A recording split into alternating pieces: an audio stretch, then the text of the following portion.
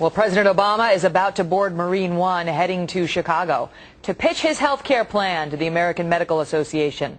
But as Congress takes up the plan this week, one group remains strongly opposed to it, and that is the U.S. Chamber of Commerce, the world's largest business organization, expressing, quote, grave concerns about Mr. Obama's bill and asking just exactly how does the president intend to pay for this?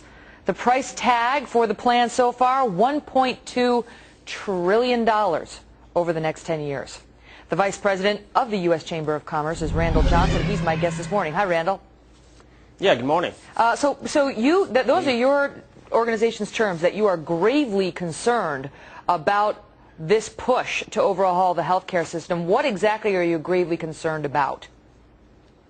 Yeah, and I would like to say we're not opposed to the bill at this point. We are gravely concerned about certain parts. And one part of it is, frankly, how quickly the process is going forward. Senator Kennedy is due to mark up an 800-page bill, which we just got yesterday, a draft of this week. Senator Baucus is moving very quickly, and the House is moving very quickly. We are concerned that we will not have time to really go through these long pieces of legislation and thoroughly vet them with our members. But two areas that have significantly, what we can tell from the draft so far, which bother us, are one, a new employer mandate, which requires employers, regardless of their ability to pay, to provide health insurance to their employees or pay a civil penalty of some sort, which is not described in the legislation. And another part deals with creation of a whole new sort of Medicare-type plan, the so-called public Medicare option, which would create a whole new government program which would crowd out the private sector and probably result in cost shifting to our members, because typically those public sector programs don't really take in enough money to pay for their costs. All right, so let me start with your first concern. You're worried about this mandate, especially on the smaller businesses, to provide health care for the workers. And I know I've read your press releases, your organization, and you maintain that this will actually lead to a loss of jobs. Forget, not having health care. That right. Certainly some people soon will be jobless as a result of this plan. How so? Well, both the RAND study, RAND Corporation, and the CBO has said exactly that, which I cited in my testimony.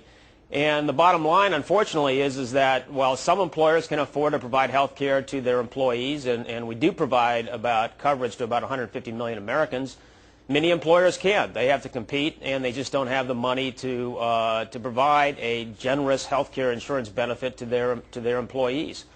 And when the government mandates that, and that will be mandated under a board in the bill with broad sweeping powers to describe what an employer must do or pay a civil fine, that employer is going to have to find that money from somewhere else. And as the CBO and the RAND Corporation pointed out, that money will likely come from lower wages for employees, a lower ability to compete, and ultimately some job loss. So it's not the Chamber's word so far. This is pretty standard economic theory as described in the CBO and the RAND study and other groups. Now, you mentioned your testimony because you testified on Capitol Hill about this last Thursday, trying to espouse the views of some business leaders, to sort of hold on, slow down, and let's just take another look at the downsides to this.